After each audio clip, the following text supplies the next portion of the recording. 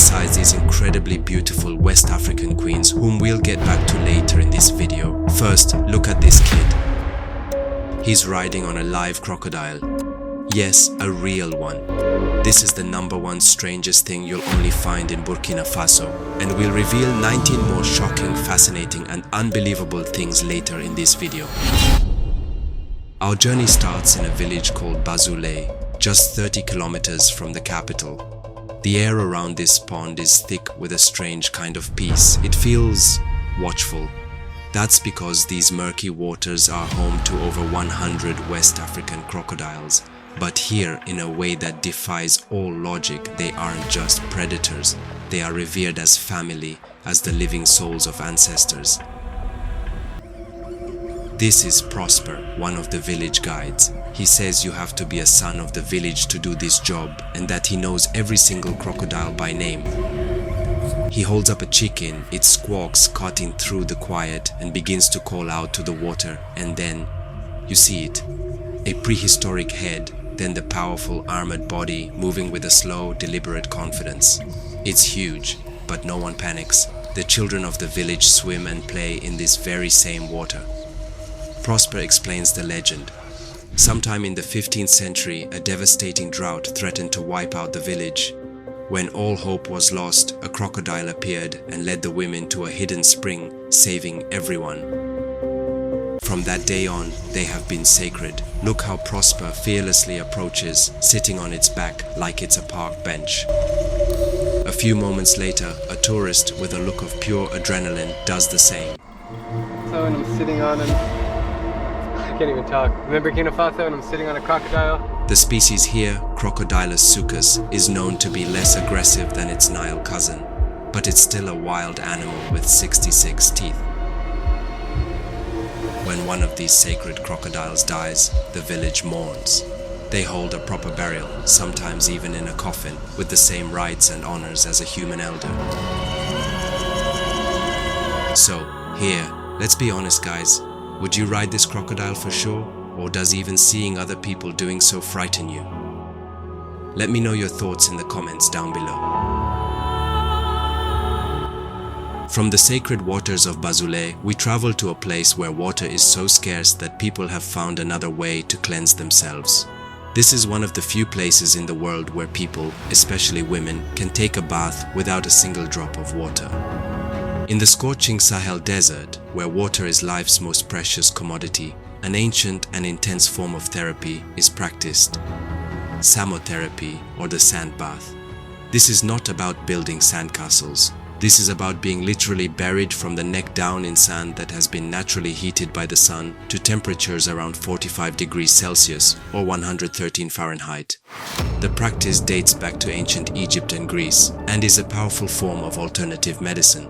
People travel for hundreds of miles seeking relief from rheumatism, arthritis, and back pain. The intense dry heat and the weight of the sand are believed to increase blood circulation and draw out toxins from the body through profuse sweating. A session lasts only about 10 to 15 minutes under careful supervision. Afterwards, you're wrapped in a warm blanket to cool down slowly. It's an extreme therapy born from a harsh environment, but for many, it's a miraculous cure.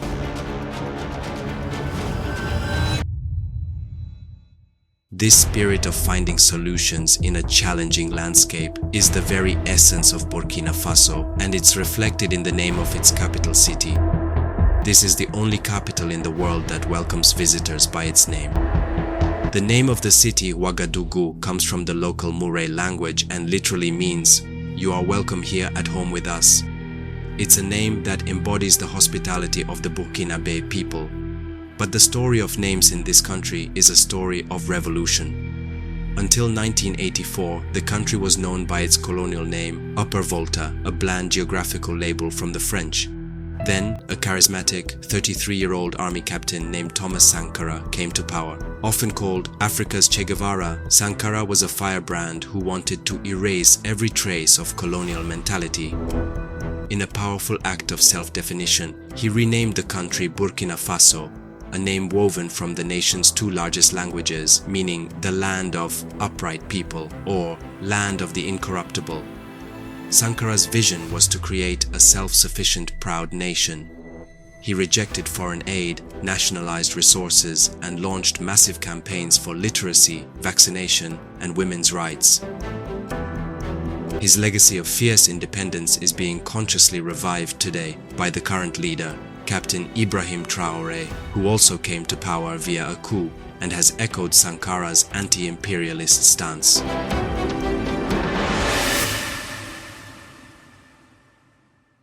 That revolutionary spirit Sankara ignited wasn't just political, it was cultural. He understood that to be truly independent, a nation needed its own identity, and he found it in a simple piece of cloth, the Faso Danfani. Look at how this woman's traditional cloth is shining. The intricate patterns telling a story. The name literally means woven loincloth of the homeland. This fabric became a national symbol under Thomas Sankara. He famously declared, "Wearing Faso Danfani is an economic, cultural and political act of defiance against imperialism," and he mandated that all public servants wear it to boost local production. It's hand-woven from locally grown cotton. Traditionally, women spin and dye the thread, and men weave it into strips. This pride in a woven identity extends to the social fabric of the country. Social harmony is everything here. It's woven into the unspoken rules of modesty. Clothing that covers the shoulders and knees is a sign of respect. It's in the art of the greeting. You must greet every single person when you enter a room. To ignore someone is the ultimate insult, and it's in the power of patience. Time here is for building relationships, not for rushing deals. These customs, like the threads of the Faso Danfani, hold the society together. The threads of tradition also weave complex family structures. In many parts of the world, it's a taboo. But here, in the heart of Africa's polygamy belt, it's a legally recognized and widespread way of life. An estimated 36% of the population in Burkina Faso lives in polygamous households, where a man has multiple wives. It's not just confined to one religion. It's practiced by Muslims, Christians, and followers of traditional animist beliefs. For many, it's a path to a large family, a way to continue a lineage, and a sign of social status and wealth. While it's deeply rooted in tradition, there are modern rules. For a man to take another wife, the first wife must consent, and the marriage must be declared as potentially polygamous from the very beginning. While polygamy is common across the region, there's another tradition here that turns the entire concept of courtship on its head, in a way you will find almost nowhere else. Prepare for one of the most stunning reversals of gender roles on the planet. Among the nomadic Wodabe people, it's the men who spend hours applying makeup and dressing in elaborate costumes to impress the women.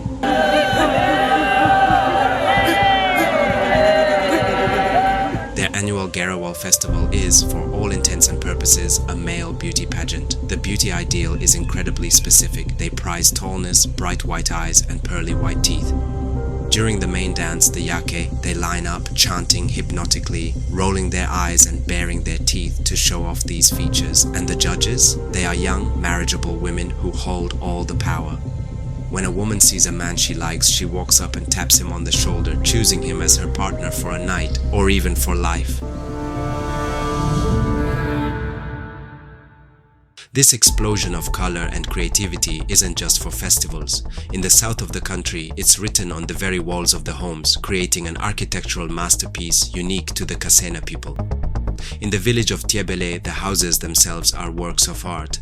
This is the royal court, and it was recently named a UNESCO World Heritage Site. The men construct the mud brick homes, but it is the women who bring them to life. After the rainy season, they come together to paint the walls with these incredible geometric patterns using natural pigments and chalk. This isn't just decoration, it's a visual language, a spiritual shield. Each symbol has a meaning, telling stories of wisdom, community, and eternity. A tradition passed from mother to daughter for over 500 years. From the painted homes of Tiebele, we travel to another architectural marvel made from the earth itself, a structure that could only exist in the Sahel. In Burkina Faso's second city, Bobo-Dioulasso, a building rises from the ground that looks like nothing else. This is the Grand Mosque, a masterpiece of Sudano-Sahelian architecture. Local legend says it was built in the late 19th century after an Islamic leader, Almami Siddiqui Sanu, helped the king of Sia defend the city from invaders. In return, he asked for a mosque to be built. Its most striking feature is the array of wooden beams, or toron, that jut out from its walls. They aren't just for looks, they are permanent scaffolding, essential for the annual replastering the community does to protect the mud structure from the seasonal rains. It's a living building, its beauty a direct result of its fragility.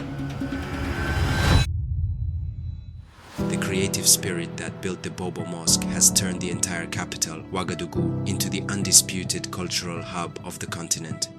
Every 2 years, the city hosts 2 massive international festivals that are the envy of Africa. First, there's Fesipako, the largest and most prestigious film festival in Africa.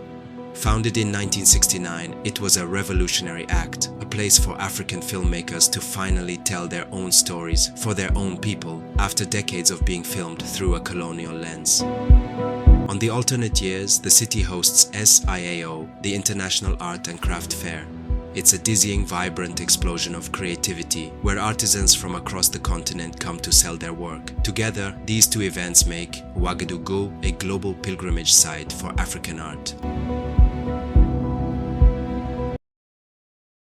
The artistry on display at SIAO has deep spiritual roots. Nowhere is this more apparent than among the Bois people. For them, art is a language, and their most powerful statements are made through their towering plank masks, known as Nuantantai.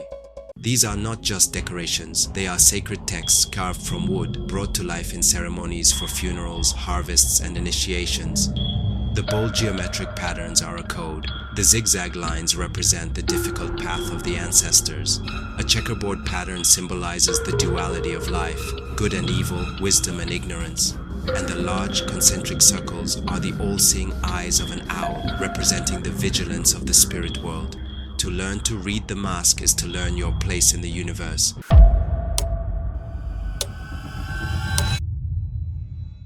That connection to the spirit world finds its most spectacular expression along the border with Mali among the Dogon people.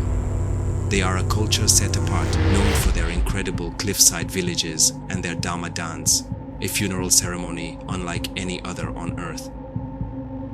The Dama is not a somber affair, it's a vibrant multi-day masquerade to guide the soul of the deceased to the ancestral realm. Dozens, sometimes hundreds, of masked dancers perform. They embody the entire universe, animals, spirits, and human figures, some dancing on stilts so tall it defies belief. In Dogon belief, a death tears the fabric of the cosmos. The Dama dance is a collective ritual to mend that tear and restore balance to the universe. The unseen world and religious tolerance. This belief in a vibrant spirit world is the foundational layer of faith in Burkina Faso. While on paper, the country is majority Muslim with a large Christian minority, that doesn't tell the whole story. Woven through both of these major faiths is a third powerful force, indigenous animist beliefs. This is the unseen world, a constant presence in daily life. It's the belief that spirits inhabit everything in the natural world, animals, trees, rivers, and rocks. It explains the sacred crocodiles of Bazoule, the protective symbols painted on the walls of Ti&eacute, and the power of the masks. This ancient worldview has created a culture of remarkable religious tolerance, where it's common to find different faiths within the same family, all coexisting peacefully on this shared spiritual bedrock. The 1,000-year-old mystery of Lorop&eacute. While some traditions are a living, breathing part of the present, others have left behind only silent, imposing mysteries. Deep in the southwest of the country are the ruins of Lorop&eacute, Burkina Faso's first UNESCO World Heritage Site. These massive stone walls, some 6 meters high, are all that remain of a fortified settlement that is at least 1,000 years old. This fortress was a major hub in the trans-Saharan gold trade, which flourished between the 14th and 17th centuries. But Lorop&eacute is an enigma. The builders left no written records. Local legends say it was built by giants. And perhaps the biggest mystery of all, in these vast unbroken walls, archaeologists have found no visible entrance.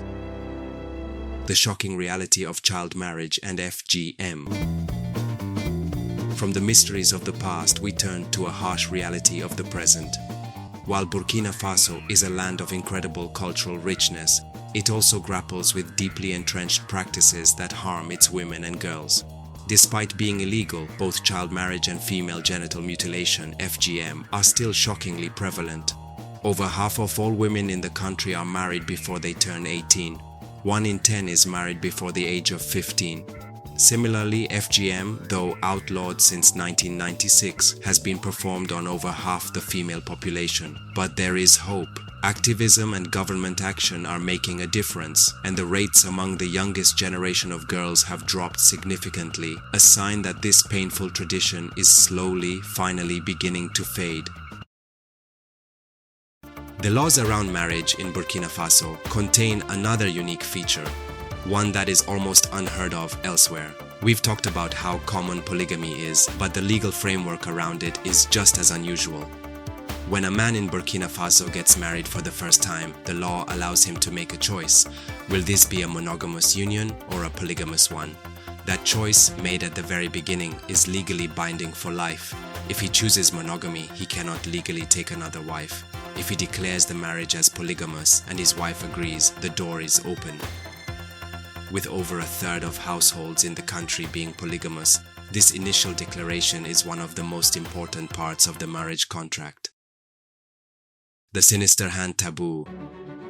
The rules that govern society are everywhere, even in the simplest of gestures.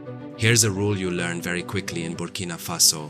Never use your left hand for social interactions. It's considered deeply offensive to give or receive money, to eat, or to shake hands with your left hand. The practical reason is that the left hand is traditionally for personal hygiene. But the taboo is so strong it feels almost spiritual. It reflects a symbolic worldview that separates the clean from the unclean. This belief is reinforced across Africa and the Middle East. Even our English word sinister comes from the Latin for left. A linguistic break from the colonial past. Just as the people of Burkina Faso are navigating their own social rules, the nation itself is forging a new path on the world stage. For decades, the language of power here was French, but now, in a bold act of decolonization that is unique in its speed and conviction, the government under Captain Traoré has officially demoted French to a working language and elevated the country's national languages to official status. This isn't just symbolic, it's part of a major political shift that has seen French troops expelled from the country as Burkina Faso, along with its neighbors Mali and Niger, forges a new path of sovereignty, often looking towards new partners like Russia. This push for sovereignty is fueled in part by something buried deep beneath the soil. When you think of gold-producing nations, Burkina Faso might not come to mind, but this landlocked nation is one of Africa's top gold producers, ranking 4th on the continent. Gold is the engine of its export economy, with industrial output projected to be around 60 tons in 2024. Under President Traoré, the government is moving to take greater control of this wealth, nationalizing mines and building the country's first gold refinery to process the precious metal at home. A move designed to capture more value for the Burkinabe people, the most loved president on the continent. And that brings us to the man at the center of this national transformation. At just 36 years old, Captain Ibrahim Traoré is the world's youngest head of state and arguably the most popular president on the African continent right now. He came to power in a 2022 coup, and his popularity, especially among the youth, has been explosive. Why? Because he has deliberately styled himself as a modern-day Thomas Sankara. His fiery anti-imperialist speeches, his expulsion of French troops, his pivot towards new allies, and his focus on national self-sufficiency resonate with millions who feel the continent has been exploited for too long. While his rule is not without controversy, for many he represents a defiant new chapter for Africa. From sacred crocodiles to revolutionary leaders, Burkina Faso is a country that challenges you, inspires you, and leaves you with more questions than answers. It's a nation actively defining itself on its own terms, truly living up to its name as the land of upright people. What fact shocked you the most? Let us know in the comments below. And if you want to keep watching our unique story videos, make sure to click on this video popping up on your screen now. It's fascinating as you would expect. I hope to see you there.